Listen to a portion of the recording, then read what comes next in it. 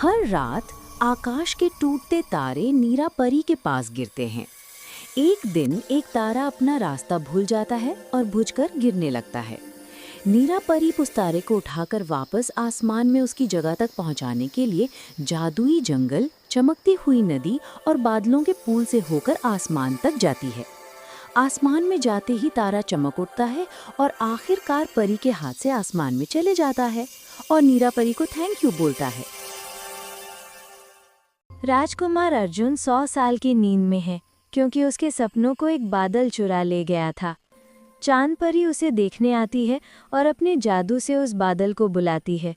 राजकुमार को बचाने के लिए परी उसके सपनों की दुनिया में उतरती है। सपने के अंदर वो आसमान में बने किलों, उड़ते घोड़ों और चमकदार नींद कणों को देखती है। अंत में परी राजकुमार के सपने से बाहर आती है और उसकी जादुई छड़ी घुमाती है।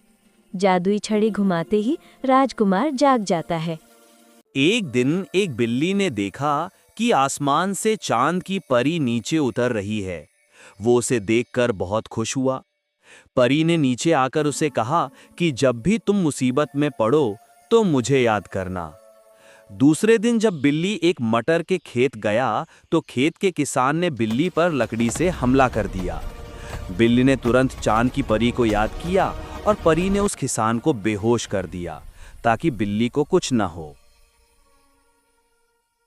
चांद की परी एक बार धरती पर आई और एक बच्ची से मिलकर बोली, क्या तुम्हें बहुत सारे खिलौने चाहिए? बच्ची ने तुरंत हाँ बोल दिया। फिर चांद की परी ने अपनी जादुई छड़ी घुमाई और वहां बहुत सारे खिलौने आ गए। बच्ची बहुत खुश हो गई। परी उस बच्ची से बोली, अब तुम घर जाओ, मैं ये खिलौने तुम्हारे घर भिजवा दूंगी। बच्ची दौड़ते हुए घर पहुंची तो उसने देखा कि वे सारे खिलौने परी की जादू से उसके पलंग के पास पड़े थे। दिवाली की रात एक बंदर को पेड़ के नीचे एक पुराना चिराग मिला। उसने उसे रगड़ा और फुस करके एक जिन्नी निकल आई। वो चौंक गया। जिन्नी ने आते ही अपनी छड़ी घुमाई और बंदर उसके जादू को देखकर दंग रह गया। जिन्नी ने अपनी छड़ी घुमाई और तरह तरह के पटाखे और मिठाइयां आ गईं। बंदर बहुत खुश हुआ। रात को बंदर बोला, अगली दिवाली पर भी आना, और बंदर ने उसे बाय बोला। एक दिन छोटी मीरा बगीचे में खेल रही थी कि अचानक फूलों के बीच नीली रोशनी चमकी। रोशनी के अंदर से एक नन्ही नीली परी निकली, छोटी, प्यारी और चमकदार।